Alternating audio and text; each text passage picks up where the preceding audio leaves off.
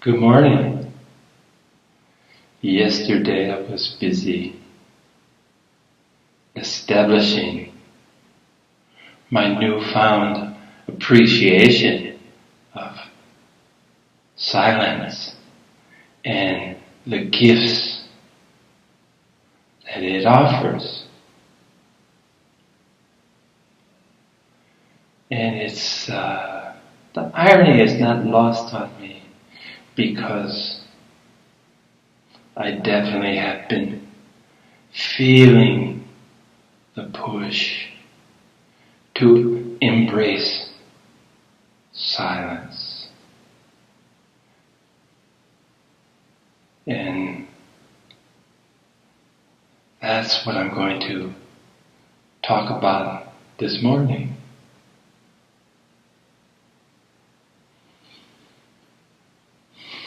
It's really, really interesting how you can lull yourself into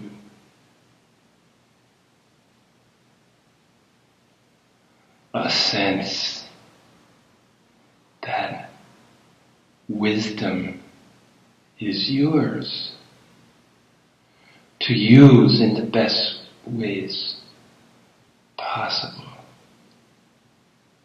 And the beauty of wisdom, of course, is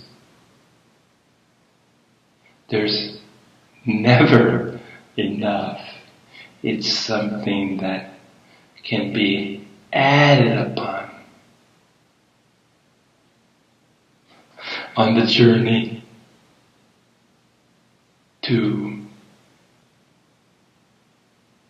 eternity, the journey powered by infinity.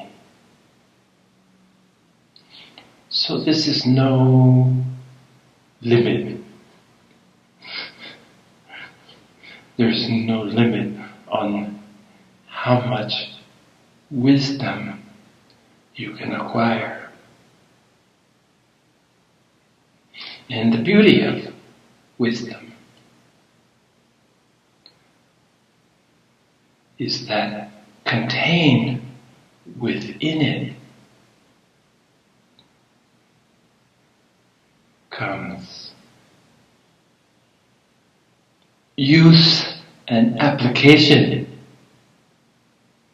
of your wisdom. Yesterday I had to take a step back. Maybe I sat on a rock that conveniently was along my path, because I learned that a work acquaintance had taken her own life. And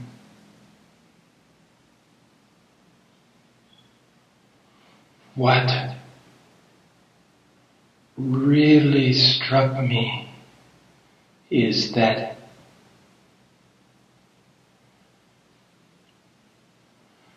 to give up this beautiful vessel, to surrender this vessel willingly, is so enormous and staggering. I needed to sit. I know I can only be motivated by pain. And the search to relieve the source of pain. And life can be painful. But I believe that we're also equipped with whatever it takes to face life head on.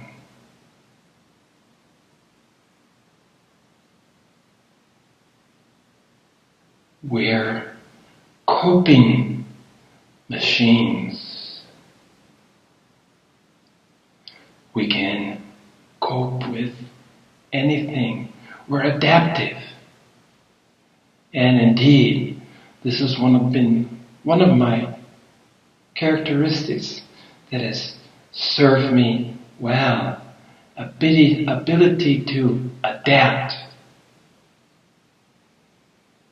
And nothing makes that more obvious than my living here in Taiwan, in a culture that's so different in most ways than from where I came.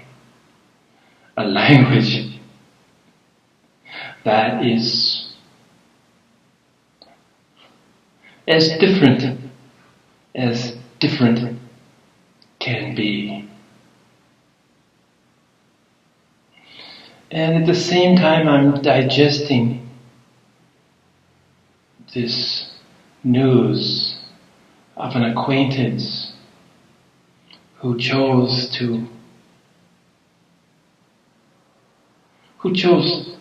not life.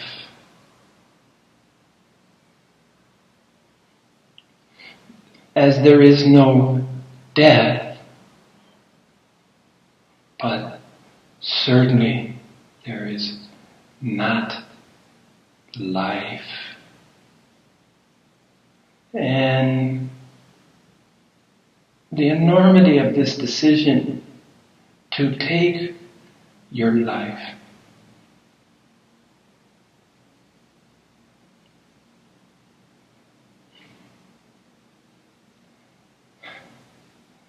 can't help but trying to evaluate the costs of such action. The causes I can deal with. It's the costs that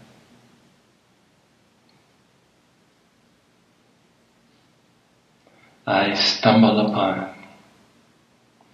But at the same time, news is very peculiar. Very, very peculiar. Because through the miracle of social media, a dear friend reached out to me from a distance to share with me her struggles in life. And I guess yesterday was the day for me to be touched by sadness of the waste of all the opportunities that life provides. Sadness to try to grasp the totality of the pain that she must have been experiencing to end a life. While the other one's pain was about not quite the beginnings of adult relationships and how to balance personal needs with requirements of others. So, I did take a pause yesterday. I sat on a rock along my path that was contoured to my body. It lended itself for sitting, much as the rocks I envision in my healing center will accommodate those who care to sit and contemplate, to remember, to discover. The grounding of contact with the earth, the grounding from walking barefoot, from sitting on rocks, sitting on the beach, sitting in the wild, in the forest.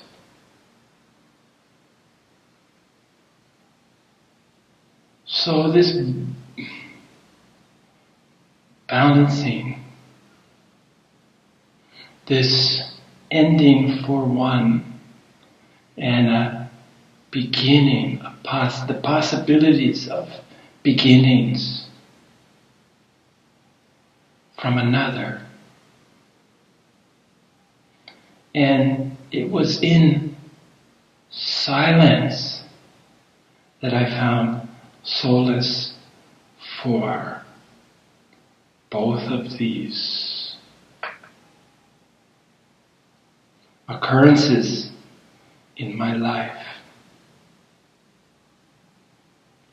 Literally within hours, if not minutes of each other. In both instances, I felt their presence. And it may be strange to say that I felt the presence of someone who chose to end her life. It's been a few days. And the presence of someone that, though separated by distance, she's still with us in her physical manifestation. But I felt each. I felt the presence of both. And it was only through silence, through embracing silence, that I could start assimilating. I could start dealing with two disparate conditions simultaneously.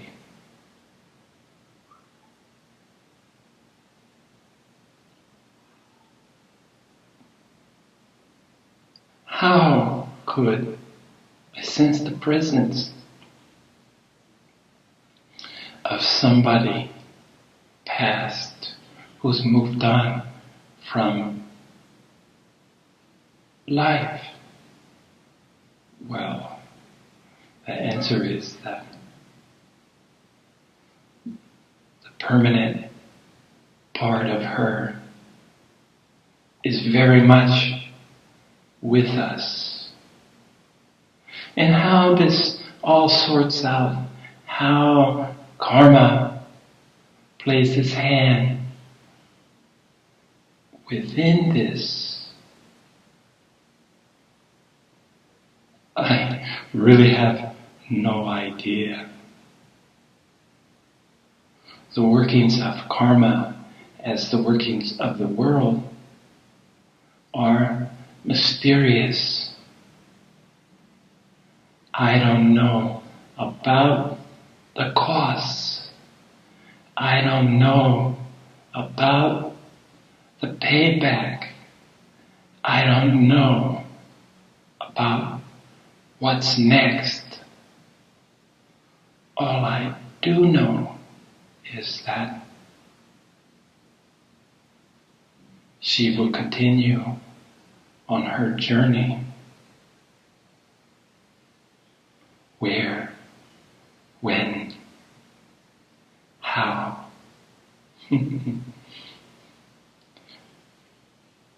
Remains to be seen. And honestly, I'm not anticipating any solution to the mysteries of karma, the mysteries of life. I'm equipped. I'm very much able to accept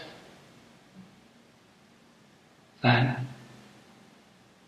it just may be beyond any wisdom that I can accumulate at this time. In this life, who knows? Stranger things have happened.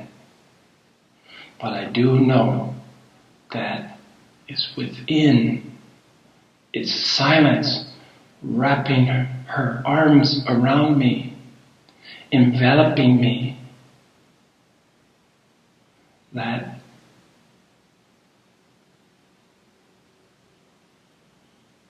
is most meaningful to me as I sit sharing with you this morning. Nothing that happened yesterday, or everything that happened yesterday, just made this newfound understanding of silence. Remember, silence is golden. And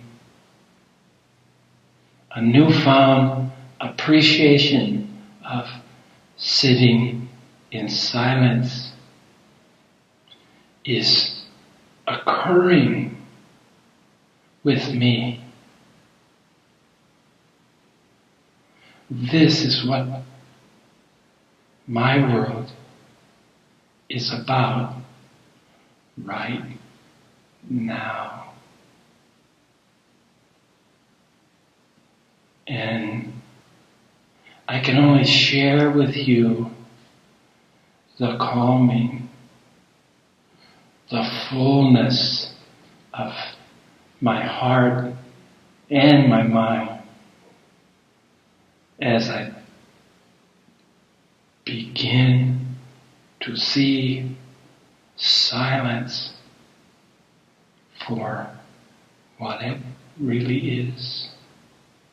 I remember Simon and Garfunkel's song, back from my era, The Sounds of Silence. And how appropriate, I went and looked up the lyrics to this, in fact, because how appropriate for me to remember the sounds of silence as a song that really hit me. I didn't really understand at the time because all I could see is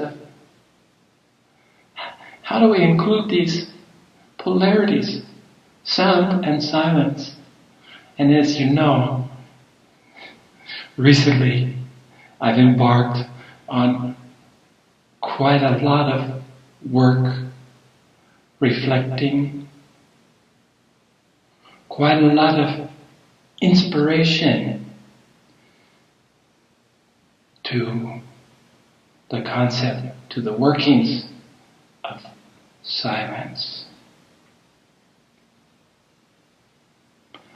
And how really superficial my understanding was of silence, only as a means to get to another level of experience, another level of what's available. And that, of course, is clarity.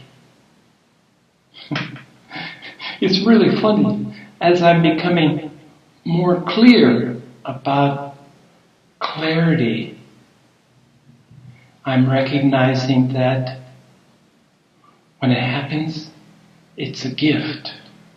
It's not always available to me, and it certainly has nothing to do with silencing my mind. It has to do with calming. It has to do with listening. It has to do with seeing.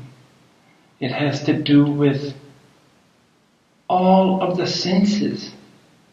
It's inclusive in this way that silence touches us at all levels.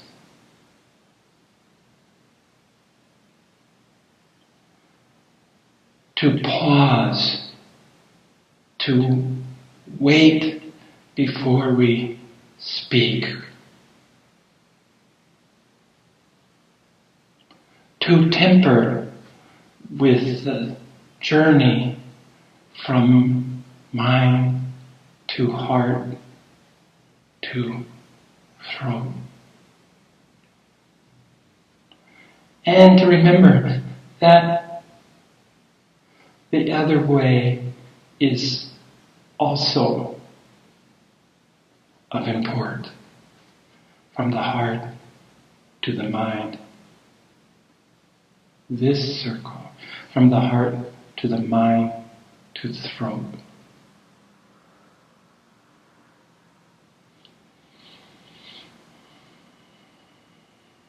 So, sitting in silence, as I did yesterday, as I did this morning, as I will continue to do more and more, which means lessening of words, lessening of communication, as a respite.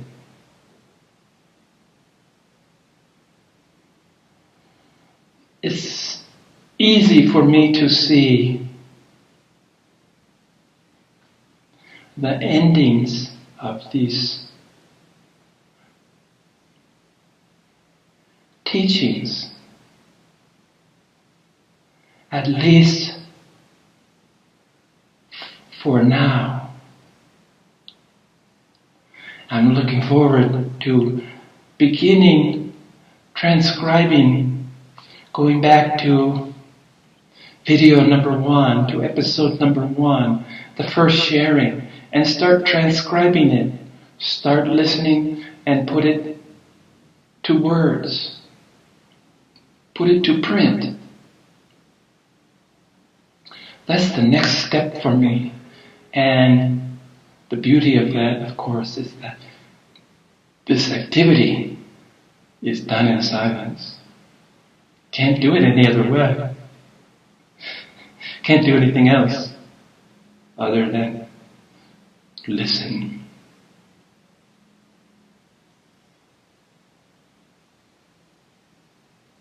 Who knows? But I have the inkling, the beginnings of a feeling that this will come again. I want to improve. I want to buy a better microphone. I want to have it cool enough in my room that I could add lighting and not have to sit in this shadow that you see now. It's just too hot in here to put an additional light.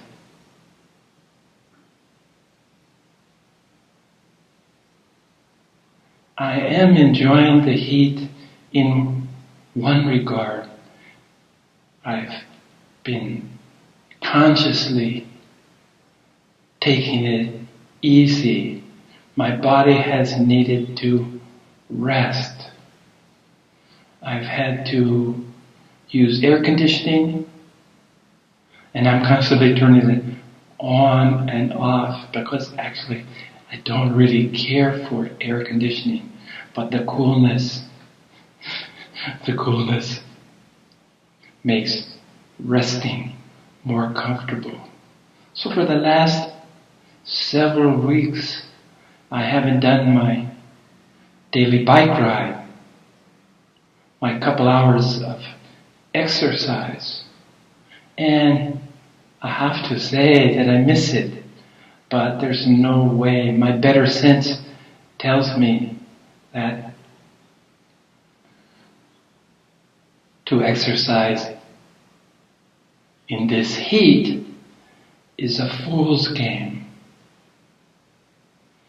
Now's the time in this cycle, in this rhythm, to take it easy, to relax, to care for my body. Last week I even went up to get in the ocean, but the water was the same temperature as the air and offered little relief. And I'll tell you, getting to the water, walking across the sand was hot. It retains the heat, doesn't it? So there was no relief. There was relief in the shadows of the trees nearby. There was relief in the gentle winds that were blowing. But the sea at this time offers little solace, little comfort, doesn't really escape the heat. And I'd like to go to the mountains. I'd like to jump in a stream at elevation, knowing that it would be cooler. But getting there, if I hike there, it will necessitate effort in the heat, which I'm avoiding. An alternative, of course, would be to drive up into the mountains. But right now, I'm here by myself. My brother is back in Hawaii, taking care of last-minute things so that he can complete his move to Taiwan.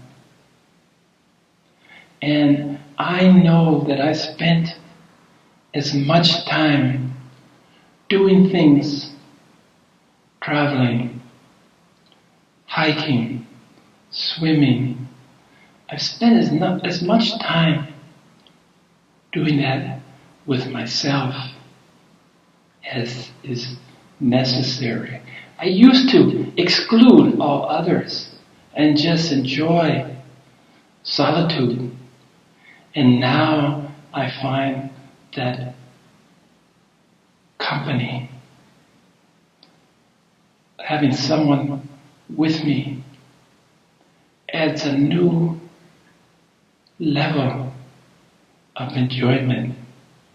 So I can't quite work myself up to getting out in the mountains by myself, taking a long drive into the mountains. I look forward to sharing these with my brother and his wife as I introduced them to the beauty of Taiwan.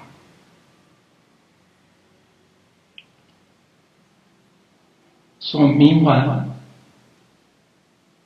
as I'm wrapping up the last few chapters of my teachings, silence will be my partner. Silence is always available. It's so simple to find that I was overlooking the joys of silence as I looked upon other states of mind that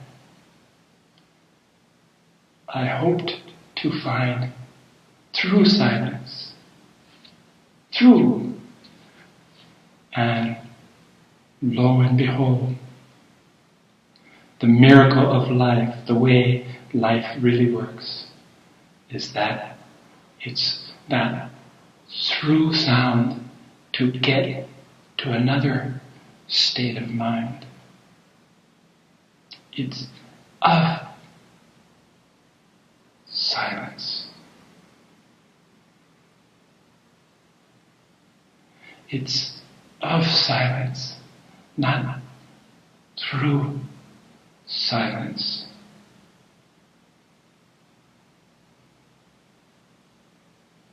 The beauties of silence are completely contained within that silence.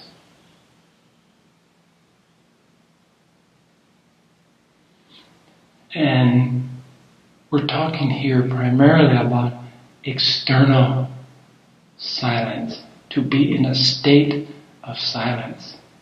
And for me, this does not necessitate the silence of the silence of the mind talking with me. This is not included in external silence. If I'm sitting there in my chair, listening to music, listening to motivating music, it's there that silence